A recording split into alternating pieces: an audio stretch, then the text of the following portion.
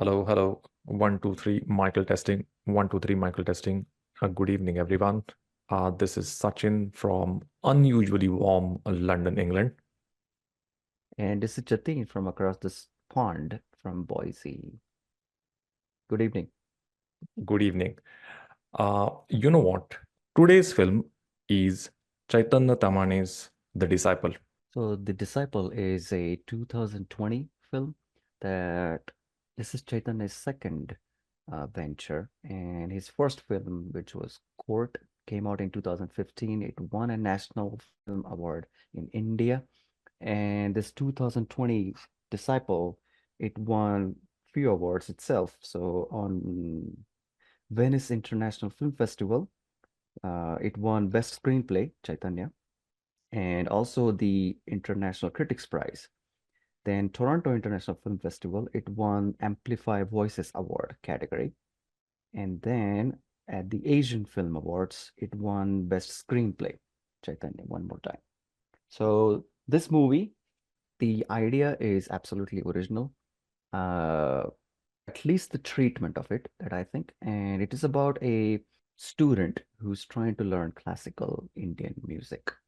And this is a sort of the crowd or a genre which is doesn't get spotlight as much, even in India. Even in India. So these are uh, it does have a student teacher relationship going on, but it's basically from the student's perspective of his journey in achieving whatever he wants to, in this case, which is to learn Indian classical music, like singing, especially to be speaking. So, Sachin, take it away. I've obviously watched the movie twice. Once on first viewing, I was very, very impressed. I was zapped. And I thought, what is this? This is like a high quality writing, uh, multiplied by high quality writing. And then the second time, I think I multiplied it one more time. So this is high quality writing cube is what I would go with this. But then it's very difficult to describe it. But at the same time, at its heart, what Jatin mentioned is this is a story of a disciple in pursuit of the knowledge, in pursuit for his craft. Craft is Indian classical music. So that is kind of the bare bone structure of the story. So tell me, what do you think was the conflict? So scene is not written just with dialogues. So scene is written where camera slowly pans, and then you get to see the hall where there is a music gig going on. There is a lead singer. Okay, this is Indian classical music. So there is a lead singer spotted.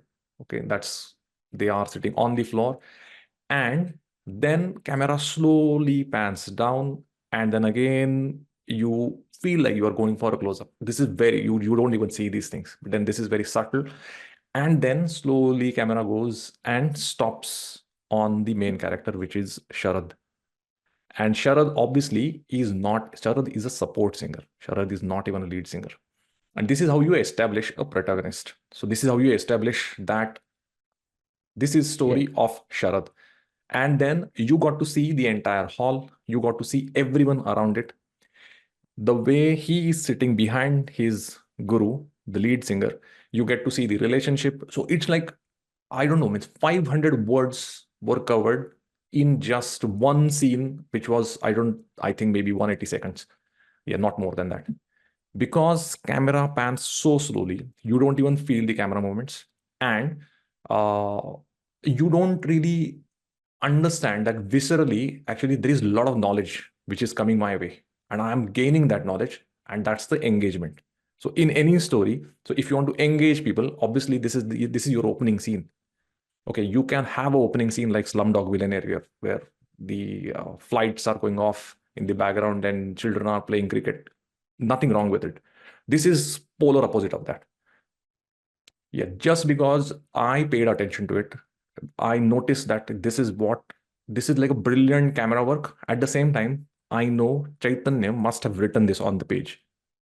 You can't have this just on the day.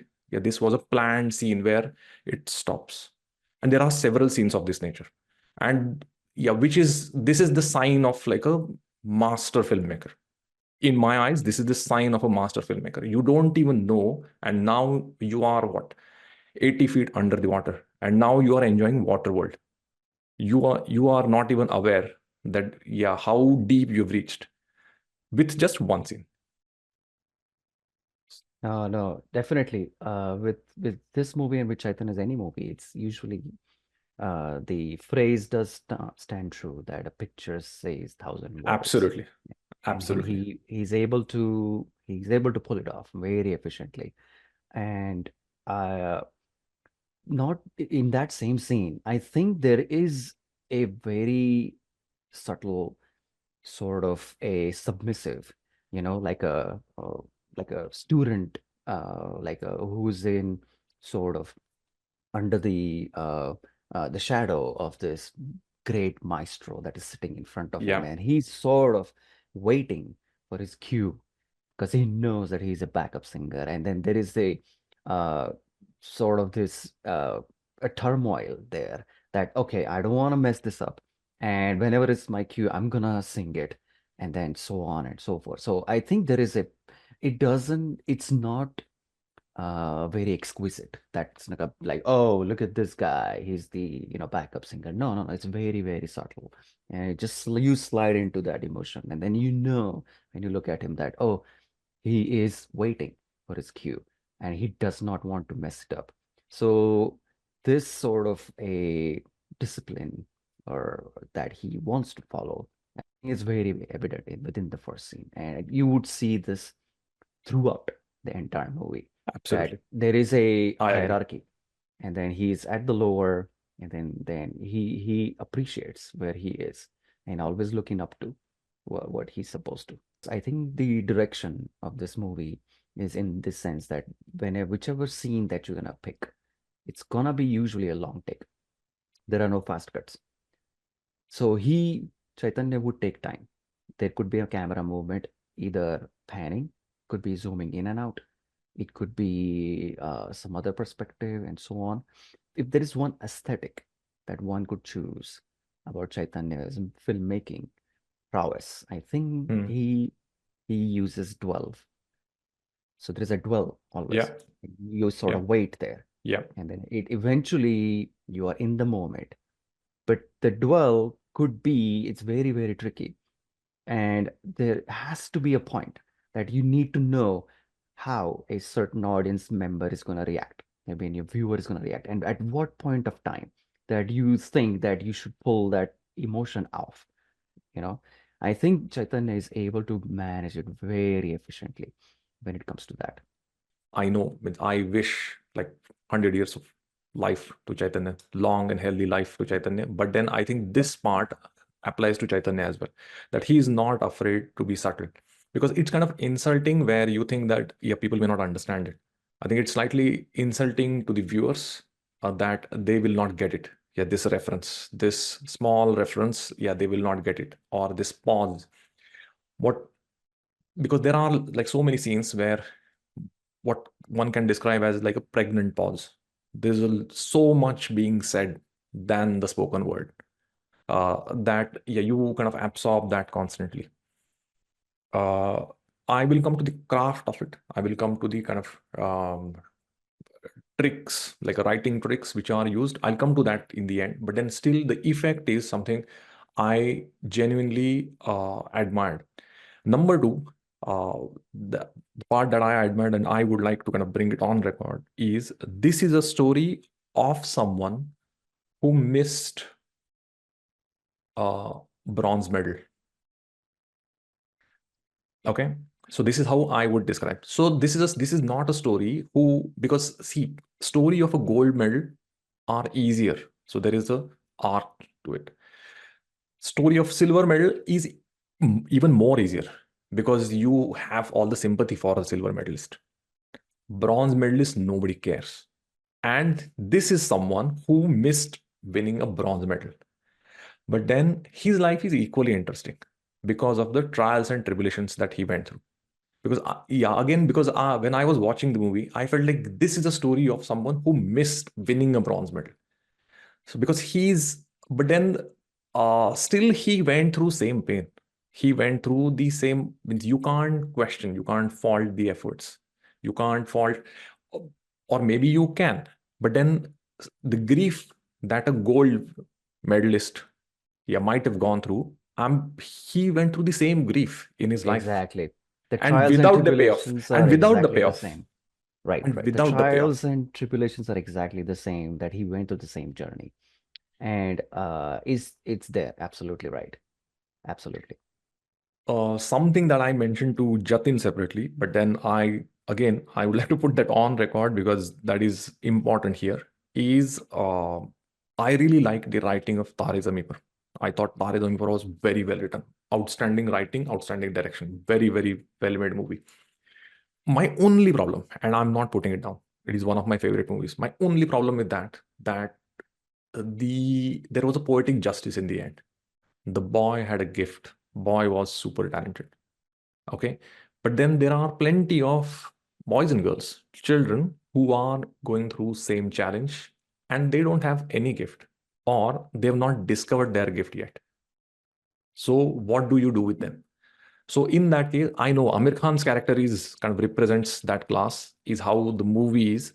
But then still, I felt like this is kind of a cop out in the end because you don't want to end a story. You want to end the story because I can understand Tare Zameen Par was made with kind of different intentions, and um, I know there is a Bollywood template where you have to end the movie on a note of hope.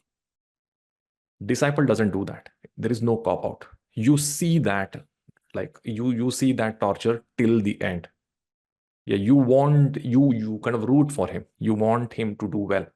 But then in the end, you don't know. You feel like I want to give a hug to this guy. I have my sympathies for him because I know that he is trying, but there are so many challenges. And the life is interesting because life is finite. You can't go on with it. Life life has its own because there is peer pressure, there is societal pressure, family pressures, so many things are there, so it suddenly becomes like a race against time. So you can't just pursue your passion, and in this case the pursuit of passion has its own challenges where you kind of question your own passion also, that do I even have this passion?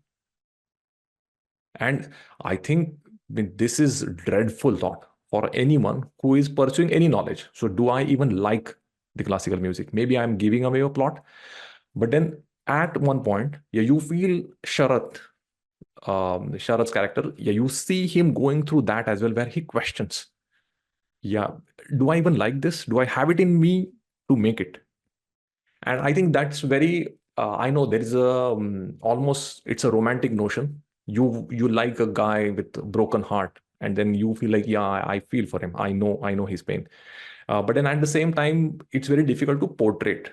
It's very difficult to write a story about him, and that's very bold because you want a character which is hopeful. You want an arc where finally he makes it.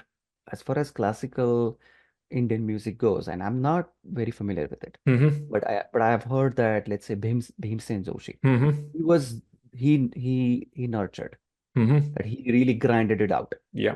And maybe some kind of alcohol also played a part in it. Yeah. But in Yeah. the end, but in the Hmm. end, he's one of the examples that I have heard people say, Hmm. that he actually just gave his all, and Hmm. eventually came out on the other side as a Hmm. winner. Hmm.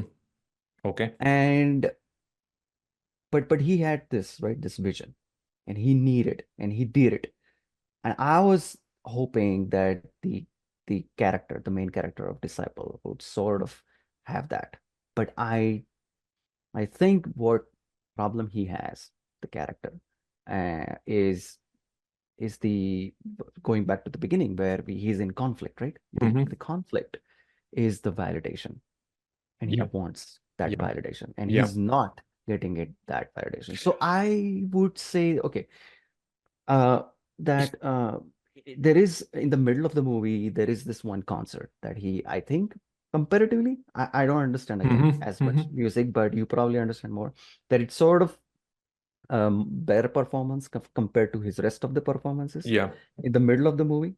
And then he has some sort of success, right? Hmm. Not a big success, but like some sort of success that he can hang on to, Yeah. which sort of gets cracked Yeah. when he starts looking at this Indian Idol, kind of Yeah. things, right? And he's Yeah. like, who is this guy and what are they singing? And they're getting this so much recognition and fame and money and things like that. And then it sort of it hits him. So in that scenario, what I'm saying is that I don't think he pursues. Hmm. So I think it's his own fault, Hmm. I would say. Okay. And that's my again, I think he would have, but it's just he's always looking for this, oh, I didn't get validation and I want to do this, but I also like it, but and then things like that. Yeah. No, no, this he definitely is seeking validation. He definitely is seeking validation, and this is kind of, as I said, yeah, this is quest more for the validation than for excellence. Validation from number one, his guru, and then from his peers, and then from the professional circuit, and then the others who count in his life, Mai and his father. Yeah, obviously they are not there, but then somewhere he is also seeking their validation. That yeah, I want to impress, or um, I want to kind of scale the heights that these guys constantly harp on. These guys constantly mention. Uh, my point is that it's at some point what we find is that he is trying, but then there is the struggle is that do I even like it? Means Yes, at time, yeah. yes, So that do I even like it to pursue this further? Because exactly, without that, yeah, it's very exactly. difficult to it. Yeah, because I think that's the struggle, and then uh, it's very difficult to document this struggle anywhere, and it's very difficult to kind of bare your heart that yeah, or say it out loud that you know what, I may not even like this, Yes, and yeah, this is not really my life's calling. But now that I'm in it, I'm trying to give my 100%. Okay, maybe yeah, my 100% is not enough, but yeah, what can we do? Yeah, this is the life that I've chosen. And second problem is that I think the goal itself is very nebulous. Yeah, you don't really get to see the goal because at one point, yeah, the goal is kind of some esoteric, mysterious concept that he's trying to pursue because of constant influence from my and my's voice, not even my. but even Mai is not able to sort of there is it's you can't explain that, correct? I don't think any even Mai was able to explain it in the sense that he can put a finger on it, like, oh, this is what it is, The- and you know what I mean? yes, I completely agree. But then because my had this conviction, because see, any certainty, because so if you look up to people and they have a certainty about something, you don't really question it. Then you feel like, okay, I don't know, but they know. And now this is where your Shishya and Guru relationship is going to come into play, where Shishya is blindly going to have like complete faith in whatever the Guru is suggesting. And that is what is kind of the backbone of the story, where he is not even questioning, because he starts questioning that much later, but then when it is already too late. But then that's the life. And but then I thought this is a struggle that you can find many cases. I mean, the Indian classical music is, I think, incidental in this case.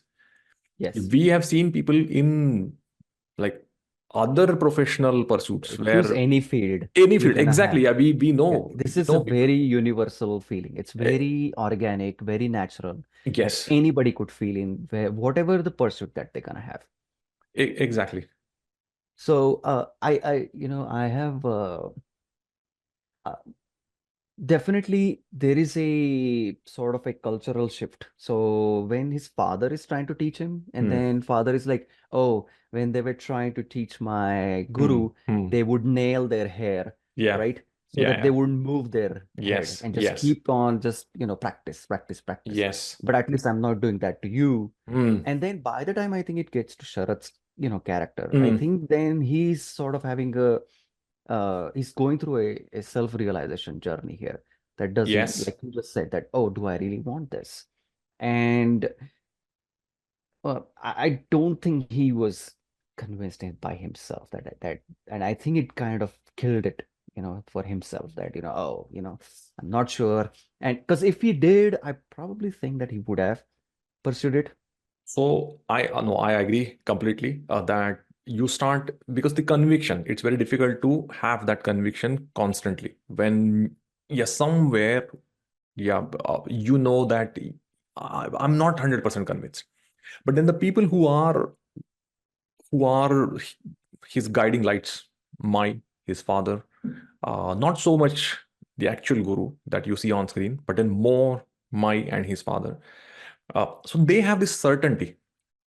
Personally, I am very fearful of people who are very confident and they say that I know this. I like people who are slightly doubtful, to be very honest, because uh, Yes, yeah, that's a it keeps you sign. open. It Exactly. Yeah, keeps you that's a open. sign that you are constantly processing this. You know this for certain. Yeah.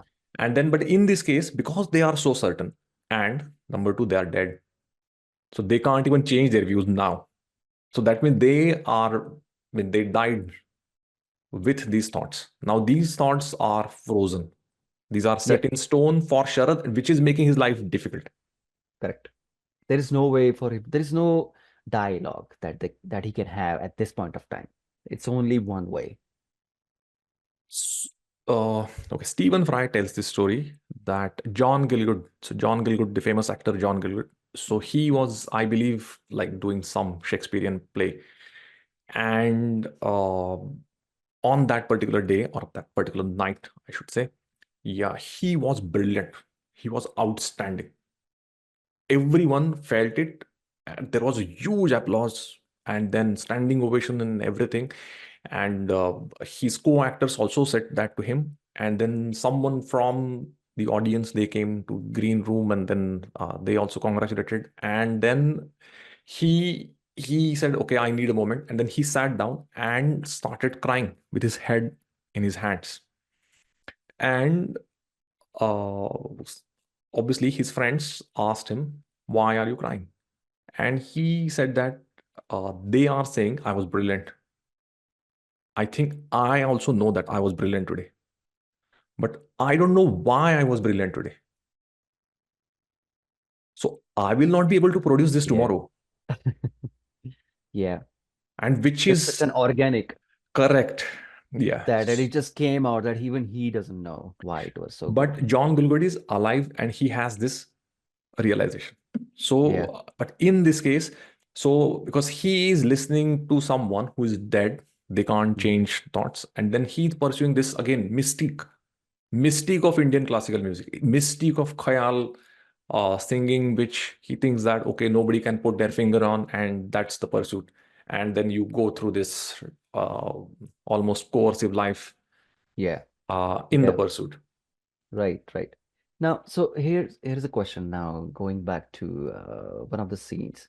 I think this scene, uh, at first I thought I knew what it meant, but on my second viewing, I wasn't sure what was coming out of it. So this is the scene where he's talking to this some other guy who is known to be a critic, Mhm. right?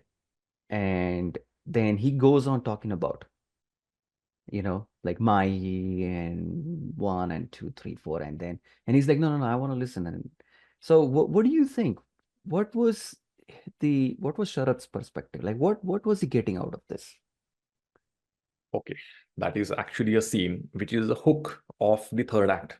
So the reason third act works is I thought so much about that scene. That scene is so what you should, again, I'm getting into the craft of it. So what you should have in any story is that you should have new input, new element in your third act, which is going to play a crucial role. It's kind of the easiest hack to any story. In this case, so that scene has come. Now that scene has come, and you can see that this is younger Sharad. In your main story, Sharad is the older Sharad. In this scene, Sharad, this is younger version of Sharad. What do you mean? So this is a flashback. So he is thinking of this scene. So they had this meeting with the critique. Okay, they had this kind of boozy meeting with the critique. And you can see by this time in our kind of main storyline, Sharad is an older Sharad, okay, who is already in his 30s or maybe late 30s. And but then in this scene, you see the younger Sharad. So clearly, this scene took place back in the day from the past. This scene is coming back to him because he is constantly with the swatter. He is killing this scene in his head. This is how I analyzed it. Okay. Because this is a scene which actually kind of uh, gave him certain uh, data points or opened up certain aspects, certain Right. dimensions The of the, perspective.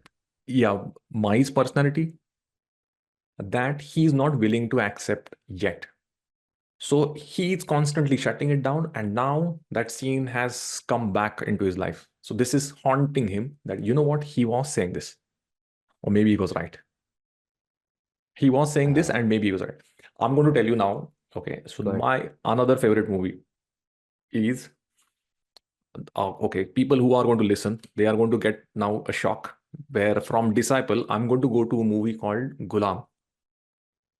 Okay, Gulam oh, actually is one of my Amir Khan. favorite movies. Amir Khan's Gulam. I know it is a Oh, remake of Marlon Brando's on the uh, waterfront. yeah, on the waterfront. Still, I loved Gulam when I watched it, and I watched it again many times. I just loved it. In Gulam, so there is obviously a scene where he's constantly thinking of this inspirational quotes that his father is kind of belting out. लहरों से डर के नौका पार नहीं and all that. And then there is Ashutosh Rana's character, which comes and slaps his father. And then father kind of immolates. There is a immolation, self-immolation scene.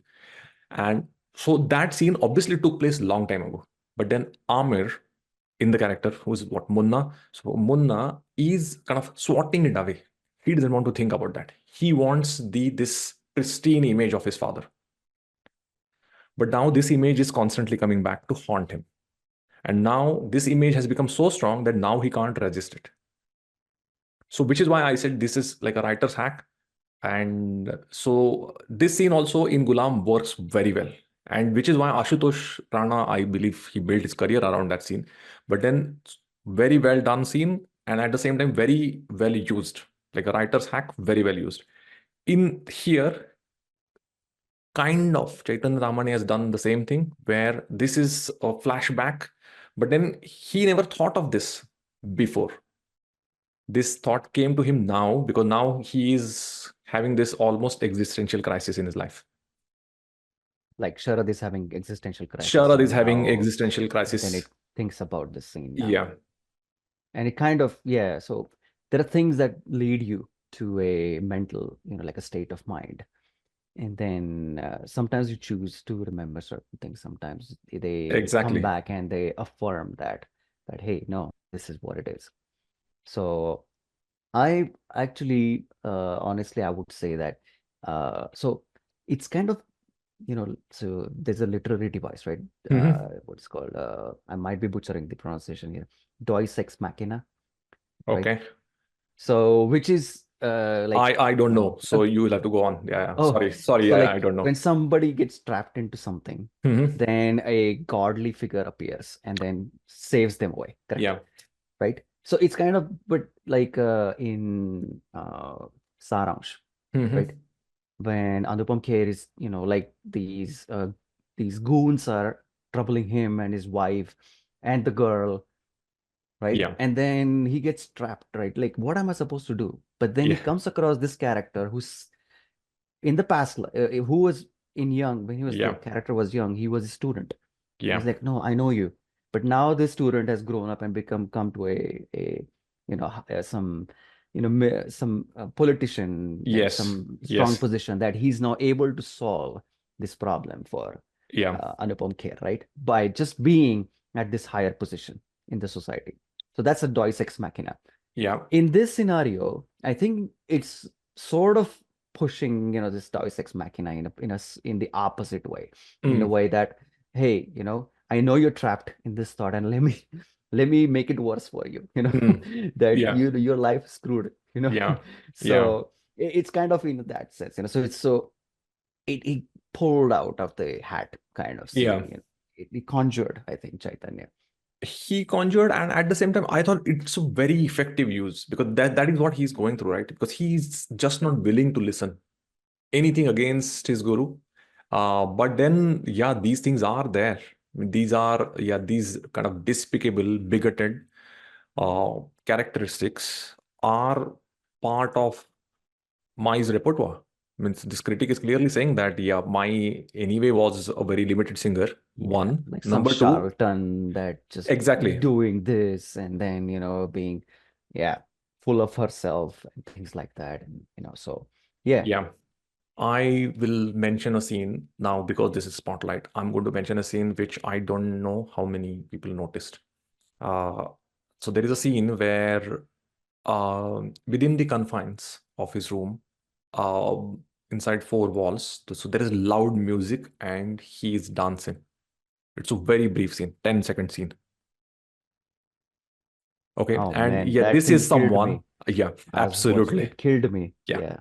Yeah, and then he's dancing alone, and only for 10 seconds. It's blink and you'll miss, that sort of scene. But then I thought, wow, yeah, this is the true self. Yeah, this is what he's going through, and I thought this is outstanding. This is just outstanding. Okay, which one you liked? Sometimes I enjoy the commentary for a movie more than I enjoy that movie itself. Hmm.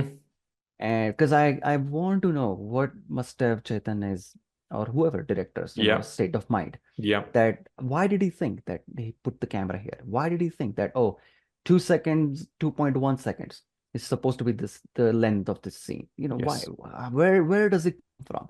And I am curious. And sometimes you get this. So the scene where, he walks out, that he is like, this is over. I mm, cannot do this mm, anymore. mm, This is the last thing. mm, And the camera starts behind him, mm. Yes, and he's held his head, like yeah, sort of in his hand, yeah, and he knows this fucking shit is over, yeah, right? And yeah, he's still fighting that one last shred of this passion, if you want to say it, yeah, left in him. yeah, He's trying to fight that. And he's trying to pull it out. We see him. He starts to sing, and we know that no, no, this is not happening. mm, And then the camera sort of goes around him, yeah, yeah, comes into the front. yeah, And he attempts more than once to pull yeah, that voice out, to pull that note out, yeah. to pull that crescendo, whatever it is, out. And Yes. he just knows it's gone. And I was just fascinated by. I was like, if one has to shoot this scene, where do you put the camera, right? Hmm. How do you do this? What do you tell the actor to do? Hmm. And there is so many. It's absolute turmoil. This volcano that Yeah. is just about to explode, and we know that this is happening here. And I didn't have to see the end of the scene. As soon as I saw the back of his head, I Yeah. knew this is where this is leading. Yeah. How do you pull that out in like one frame? It's something that I think uh that's the prowess of Chaitanya's direction. Absolutely. I agree. It's a terrific scene. It's just terrific, absolute terrific scene. Um, okay, But now it's definitely a low-hanging fruit, I would say. It was easy for me to pick that scene. yeah, yes. Yeah. No, I another scene that I really liked is scene where, in fact, he's doing a gig, and so he's singing, and now camera slowly pans to him, and so there is the tabla player. Okay, and he's playing tabla, and then so what the tabla player, tabalji, is doing is that actually he is hogging the limelight. He is there to support the lead singer, but what he is doing is that, but then he is not really that strong a singer or not that strong a character to make him stop, because he's doing it out in public. He's doing it in a live gig where clearly he's gone in his own, he's riffing and doing something else completely. And then you see that yeah, there, like he's sitting there, you cannot escape. You just have to sit there, listen to this Tabalji. You're going on his own trip, and he's crushed, and then now recover from this and start singing again. And again, no words. This is terrific scene, and then you get to see the like anguish that he's going through, that what is going on. I mean, doesn't he know this thing, like such a basic thing, but then this is what people are doing. And then this is again easiest applause, cheap applause for a Tabalji to go on this trip, and then yeah, out of nowhere, and then people love it. But it's very easy to like. I mean, tabla is not really that difficult an instrument to like. It could be difficult to play, but then uh, what to dislike there with a tabla? And then, but then he is clearly hogging the limelight. Yeah, Um, do you think it was intentional? I think it was intentional. I think the Tabalji felt it that, oh, we are losing the audience, so I need to save the grace here. And that's why I thought, personally, I thought that he jumped in as like, you know what, no, no, no. We are losing with this singer, but I need to come in and just save our show. That's yeah, what I thought. yeah. It is, yeah, it can be interpreted that way. So second, no, I thought that he thought that this is very weak.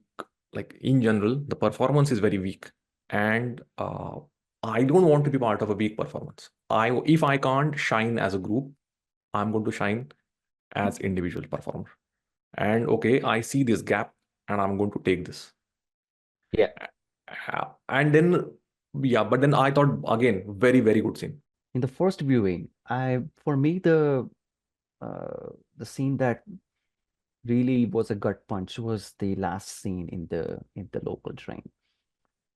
And I interpreted it in a certain way in my first viewing, but the second viewing, I wasn't very sure that what was he trying to do, Chaitanya, in that scene. Because he's sitting in the train, and then you see this uh, sort of a street vendor, right? Yeah, Some, yeah, beggar, and yeah. he has this like single string instrument, Hmm. right? Iktara. Hmm. Hmm. And then he just going on and on, and Hmm. then he starts singing. And Hmm. the first time, the way I heard the lyrics, it gave me certain thought process. But then the second time I heard it during the second viewing, I thought it was meant in a certain different way. I don't know. I thought it was like he looks at him, right? Because he's singing, and he passes Sharad. And then Sharad turns and looks at him, and he's like, dude, look at this guy. He's just bellowing this out, Hmm. like note after note. I Hmm. mean, come on. Hmm. And is this guy not worried about validation? Because nobody's paying attention to him, right? Hmm. But he Hmm. just keeps on going, right? Hmm. Hmm. And I thought that he sort of is amazed. That's the second viewing feeling that I got. Like that he's saying, "Oh, why do I care about this validation? Why did I care?" Maybe he didn't think about it. I don't know. I don't know what Chaitanya was trying to pull here, but he was like definitely surprised that, oh, look at this guy. He's singing. He has the note. He has picked it up, and he's just going on, but he doesn't care about the validation. So I don't know what you got thought of. No, I think what Chaitanya did here is he just put together a scene of Sharad with his life, Sharad coming back to life, and he just added a vocalist music to it, and he just left it open. I think he left it for us to interpret. I've never felt a second interpretation of that scene. I think there was only one interpretation. So Mm, you know what I mean? yeah, So as far as this scene is concerned, I had one interpretation first and then second the other time. So it's probably, I think, for your opinion, I agree with that. I think it is left to us. Also, I paid a little bit more attention to the lyrics this time. yeah. I knew it. And Yeah, he's talking about he's at the edge of the well, correct? yeah, And he's a seeker, correct? yeah, yeah, He is at the edge of the well, and he knows that, oh, when there was some seeds were sown, right? There was a tree. yeah, And then there was a deer who gave birth to fawns. So there is life yeah, there. There's life there, and he is looking for that life, and he's at the edge of that well, because he knows this well has life in it. and he's looking for it. So he's looking forward to feel alive in a moment. That's what the lyrics at least it meant to me. Yeah. Uh, No, I think it just kind of open for interpretation. It's just one of those things which is I don't think maker should really tell people, yeah, what he had in mind. I think he'll just create a frame and then he'll tell you that, okay, now you fill the colors. Okay, I have shown you few colors earlier. Now you know, yeah, the objects and the personalities. And now, yeah, you fill this frame for me. And it's just one of those things, is how I took it. Yeah, Yeah, yeah, yeah. but in the Is it end, a dream or a reality, right? it's a dream or It's reality. And Inception. I was actually very happy to see Sharad smiling, to be very, because I was with the Yeah, character, and then I was happy to see him enjoying life and then having these small pleasures. And then because you don't want him to go through this, right? Again, because you feel like means I know what you're going through, and then it's not easy. But then finally, the pain has eased by this way. Yeah. So it's kind of because you were like that hamster on wheel, yeah, and luckily now, yeah, you are out of it. You yes. are still a hamster, but then at least, yeah, you are not going through that constant Turmoil. exhaustion. Yeah. Yeah. No, I think that's a good interpretation. I like that too, that he's just having a moment. And I think he understands what is good music, at least. He may not have achieved it, Yeah. like the singing, but I think he knows that when the singer is passing by, oh, that's a good voice. I know that, that's a good voice. I think he's appreciating that. Yeah. One Let me ask thing. you this though. Mhm. If something that switched different that you felt this time, second viewing, or was it just a much more nuanced, much more rewarding experience? No, it was much more rewarding, definitely. And I thought that, okay, there is a lot that I learned this time, was my uh, like honest feedback after the last scene rolled. That there is a lot that I picked up this time, and how did I miss this part last time round is something I felt. For example, I'll give you an example where there are people who are going to think, especially people who are into screenplay writing, where on one side you are saying that build a scene, entire scene where there are no dialogues spoken, but you have a 500 pager kind of thought transfer. But then on the other side, you have this constant monologue of my, okay, which is kind of, it acts like a almost alter ego, like Sharad's alter ego talking. So that part, I realized that what my is talking, there is some connection to the scenes. So these are not just randomly put together scenes. So for example, there is a scene where uh, uh, again, it's not one scene, it's just series of scenes, because that is how a screenplay is built. It's just series of scenes. So scene one, you see that there is this lady friend that Sharad has, and then Sharad makes an overture. Sharad kind of, yeah, makes a move, if you like, Towards her. towards Yeah, her, but yeah, she is not too happy backs out. with that. Yeah, she backs out. So there is a bit of a rejection. Uh, then you see a scene where uh, there is a onanism, masturbation, and I believe followed by that there is a scene where again he is on bike listening to Mai, where Mai is telling him constantly that your mind and body should be in sync, and there should be this heightened concentration, and which is the only thing which is going to yield you results. And we don't even know what the result is, but then that's where we are. And then again, scene cut to yoga, where he's in a room where he's trying to meditate and do a few other things.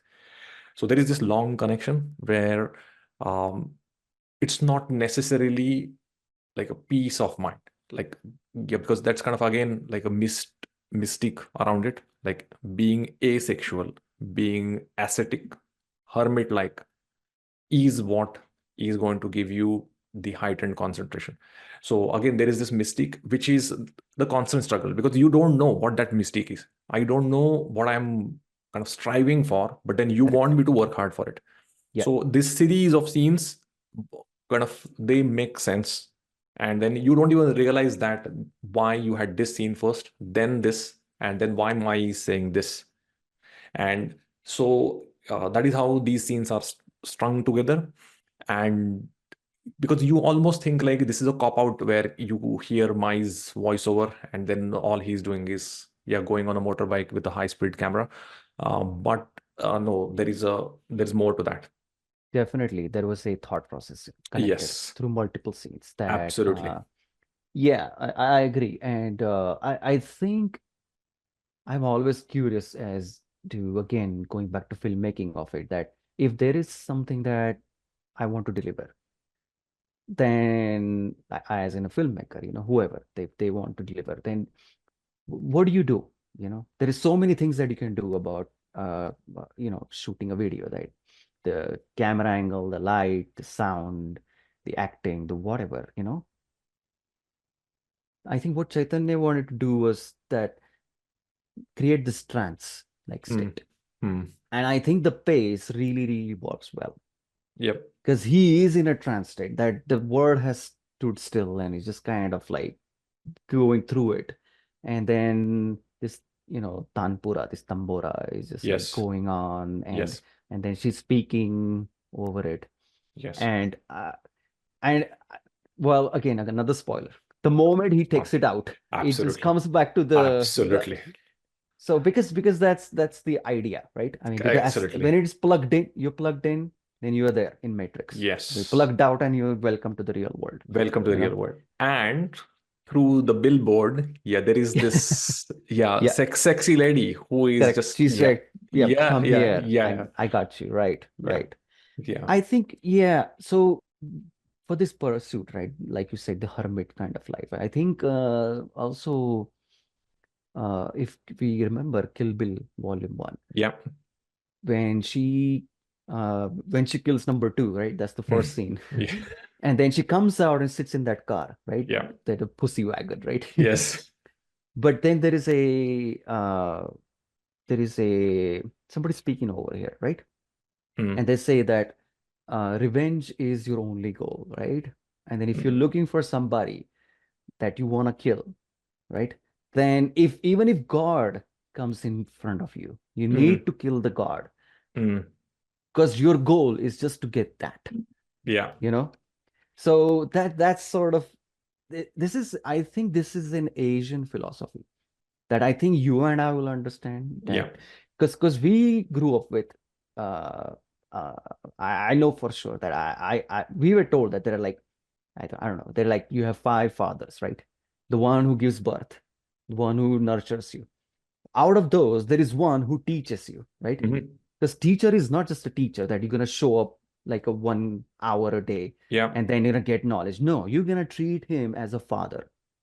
And that's what I think Sharad does, right? yes, He treats him as yes. his father. But Oh, you that's a are very not Indian feeling well? concept. I don't know if that is there in other cultures because we don't really get to see that. Like this whole The guru fatherly is shishya not thing. there, but absolute this you give yourself away to this Correct. person Yeah. to, right, like one punch, right? That all she has to do is one punch in Kill Bill Volume 2, right? Just Yeah. one punch, one Yeah. punch, one punch.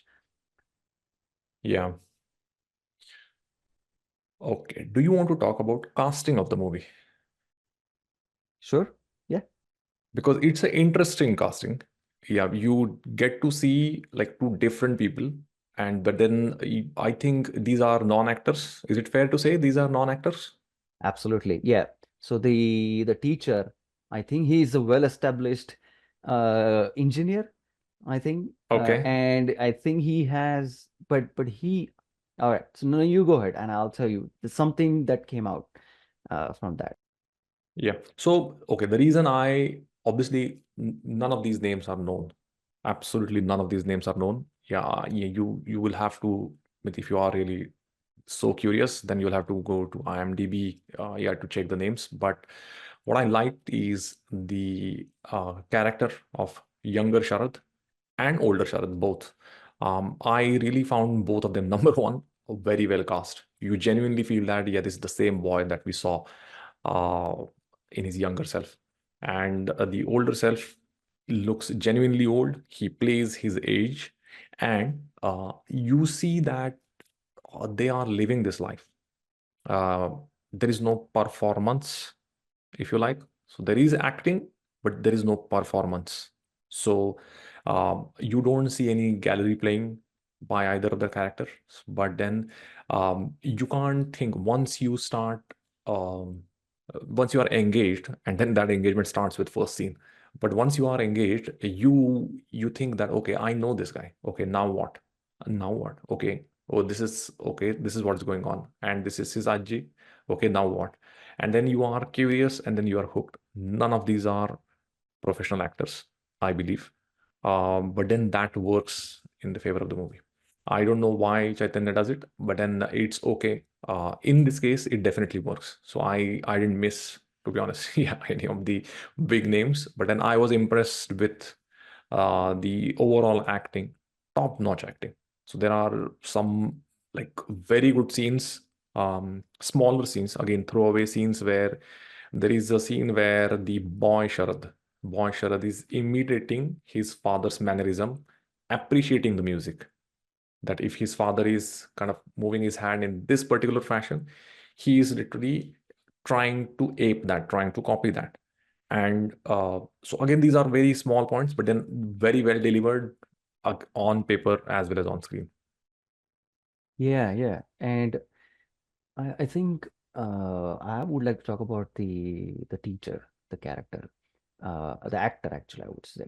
And he himself knows, I think he is versed in classical Indian Mhm. music, Mhm. and he learned it from Kishori Amodkar. Okay. He was her student. Okay. And so I was just sort of digging through, just trying to find out, who are these people, right? Just Yeah. like you said, we don't know who these Yeah. people are. And I came across this guy, and then uh, Kishori Amodkar, I think her mom also, I think, was a singer.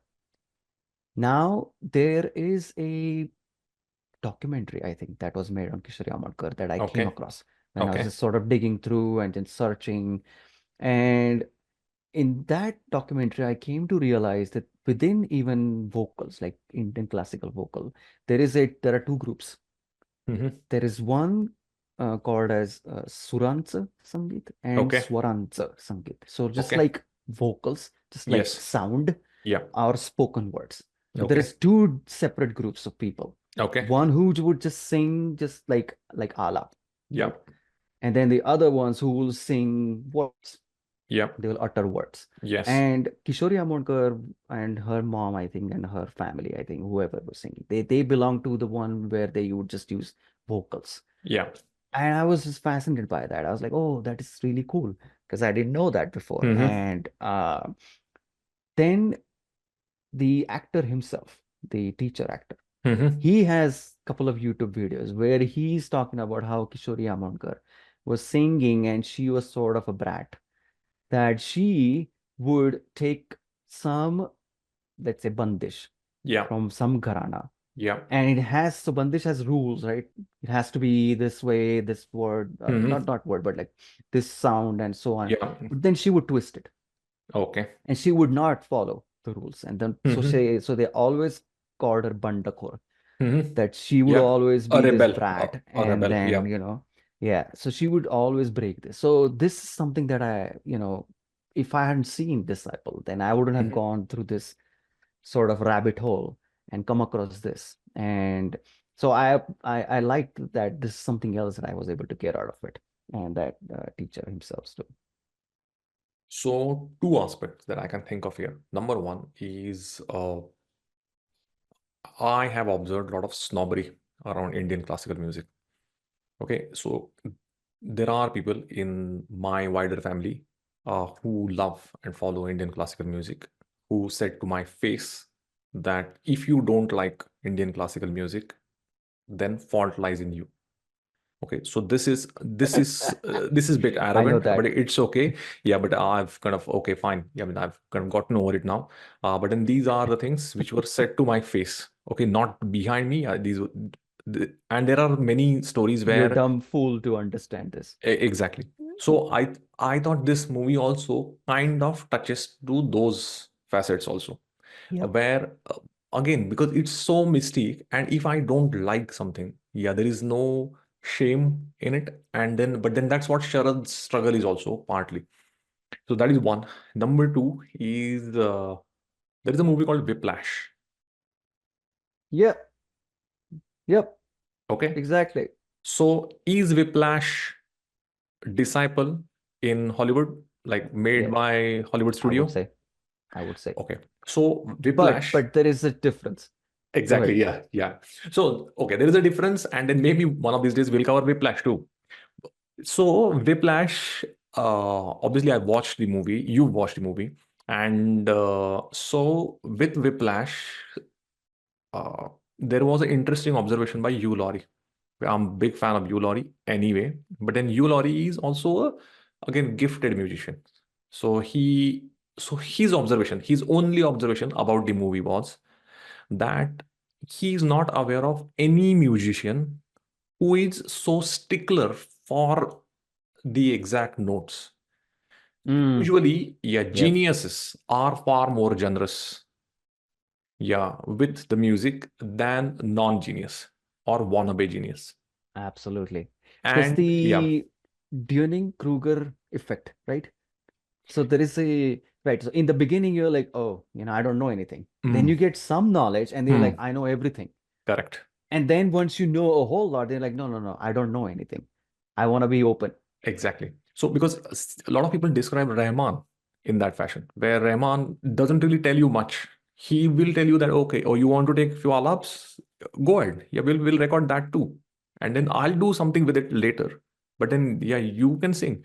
So, Rahman is not really, means, so, means again, these two things I connected when I read this Hugh Laurie's comment. He said, fine, it's fine, but people who usually are considered like genius with music, they are not sticklers. In fact, they just love music.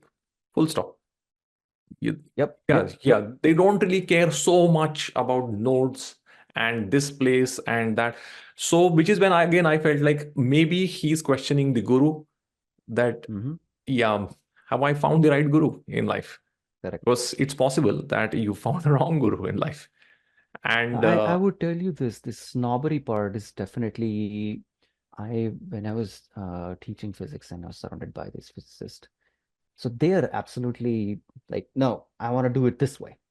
But there is one thing that I saw common, at least in many of them, that if there is some new theory that comes mm, out, they're excited to know yeah, what it is. yeah, Because that could change the yeah, the realm, right? yes. So if one is like, nah, then sort of the perception was like, yeah, well, this guy doesn't know. Mhm. So that is what I thought that okay, I think you Laurie has a point, uh, and then it's a fair observation in case of Whiplash, and then I thought okay, then it's a fair observation in this case too, and looks like Sharad is also having such thoughts where he is questioning, but now he can't back off. Now this is Yep, kind of a commitment for life, correct, correct. and I'm stuck And here. I think I don't think I think Whiplash wants to makes that point too. That hey, there is no ultimate truth. Okay. Exactly. And if one is telling you and the other guy who believes and pursues the same thing, then you both have fucked up. Yeah.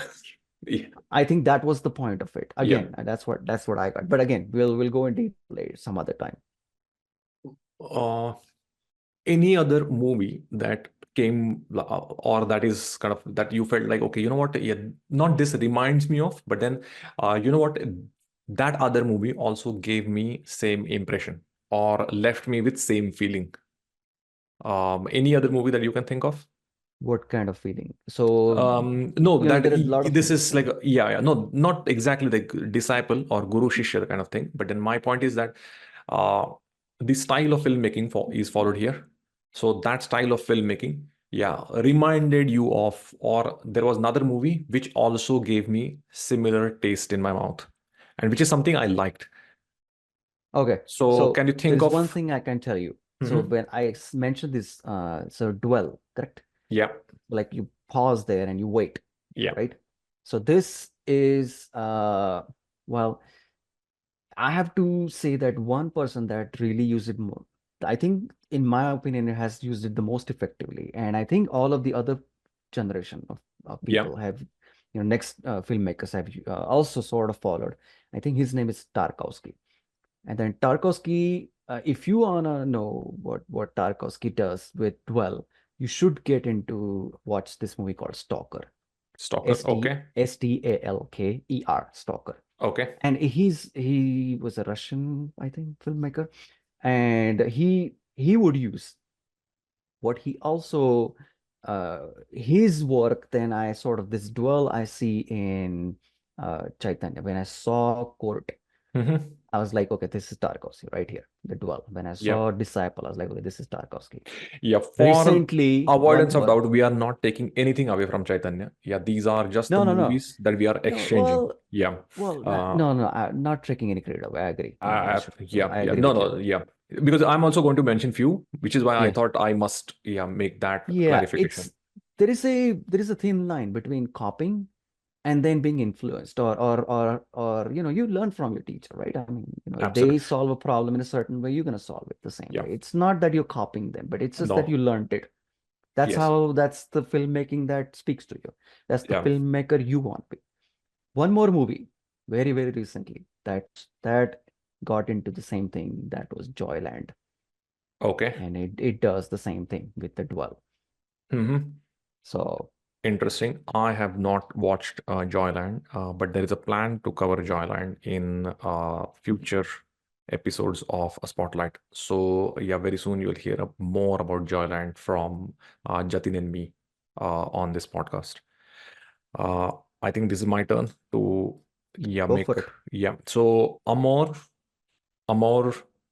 So because again, yeah, 12. I think Jatin mentioned or Jatin described the whole Haneke. uh, Haneke. Absolutely, yeah. So Michael Haneke is the director of the movie. This is a French movie, I Yep, believe. it Yes, is it's a French. French movie. Yeah. Michael Haneke is a German maker, but this movie is French, and I would. Austrian. Oh, There is he's a Austrian. Okay, okay. I forget. I Jatin. Not every German is like originally Austrian. Yeah, Okay. yeah, Yeah, I know yeah. you're Like Taste thinking of about. India, owned by Pakistani, right? I No, mean, I know. Like, yeah, there is this dude called A. Hitler. Yeah, he was also Austrian who became German. exactly, Yeah. exactly. So I think you are considering Michael Haneke as someone who is from the same class as A. Hitler. Yeah. So, but okay, on serious note, Amor, again, it's one of my favorite movies. I would highly recommend that as well. So that movie also left me with same or similar impression as Disciple. Um, yeah, I think that one I would definitely mention. Fantastic movie. I think that is my one of my favorite Haneke movies. I also like his Cash, Cache, Cash. Mm, And well, he also, who was that? Funny Games. funny games. Yeah, Yeah. So there are two versions of it, right? I mean, yeah, yeah. so So that one he's more famous for, and also the White Ribbon. White Ribbon. Yeah, Yeah, White Ribbon. I wasn't much fan of it, yeah. but Amor is the one. Amor absolutely blew my mind. Yeah. Also, the idea that there is going to be about just two old people, trying to survive. That felt so real. Uh, Again, very similar to Disciple. Yeah, there are several scenes where there is a frame and then you fill in the colors. So there is a frame, there are objects, and there are characters, and you, as a viewer, as an audience, or as a reader, you fill those colors. And yeah, and that's the engagement. I think once you get the audience to do that, that's kind of the getting kind of opening an adult coloring book, and that's what yeah people start doing. And yeah, that sort of engagement, if you manage just from your writing, I think you should consider yourself very good writer. Yeah, I agree here. And what I think that makes it also, because individually and everybody kind of is unique. So they would have a unique experience from the same thing that, Yes. multiple people will watch. So that's what I think Disciple does. Now, one thing I want to mention here, on my second viewing, I didn't appreciate the movie as much. Okay. I was, uh, I felt, okay, I could be wrong. And actually, you telling me certain things kind of, added a little bit more nuance, and I Hmm. like it. But there is one thing that I didn't feel the first time watching, Yeah. but the second time I felt it. I think I think the fate of the main character was already decided on page one. Yeah. I didn't feel it. And there were scenes like that scene with that Hmm. critic. I Yeah. think it works really well, but I Yeah. think because the fate was decided. And it, in a way, it kind of felt to me that, oh, I didn't feel like that it was going to be leading to it, in a Hmm. sense that that it didn't feel like though, like because of what's happening around him sort of leads to him. He always, like, even if when that scene when he's with his father, right, and he's Yeah. trying to learn, but then Yeah. he's like, oh no, I want to go play outside, Hmm. right, go Hmm. play Hmm. cricket. So even in the beginning, it's Yeah. always that, oh, this guy, no, he's not into it. Hmm. So he's gonna be sort of has this illusion, Yeah. but he's gonna be disillusioned later Hmm. on. Hmm. So fate was decided. That kind of played against my liking. Okay. Interesting. Yes, I You don't have think to agree. no, I'm just saying out loud, what I felt. no, I agree actually. But at the same time, as I said, maybe as I said, I like the story of person who lost the bronze medal. And yeah, if you give me that any day, yeah, I'll take that story any day. I think Roger Federer's life is quite boring. I think people who lost to Roger Federer in second round, I think that tennis player's life is far more interesting. Uh, is what I would say. 100%. Yeah. And so 100%. in this case, so this is a story of a tennis player, yeah, who lost to Roger Federer in second round. Correct, correct. Yeah. But his struggle was as real as As well, Roger Federer's. absolutely. And his main problem is that he won the first round because so True. he can't even quit Exactly. now. Now he can't quit. Correct. Yeah. Yeah. Now he can't Now quit. that he has dedicated his life to this, and what is he gonna do? Exactly. Yeah. If there is no glory, what do you do? Absolutely. Absolutely. So absolutely. No, I think yeah. So this was I really loved watching the movie again, and I thought that this was very good in discussion. That's our show. Just to remind you, you are listening to You Know What? Let's Talk Movies. In this episode, we talked about Marathi film The Disciple. Hope you liked what you listened. And if you liked what you listened, hit that like, share, and subscribe button. That will make our producers very happy. And if you want to rave the show, you can always write a comment or a review. We would love to read that. See you in the next episode. Until then, bye.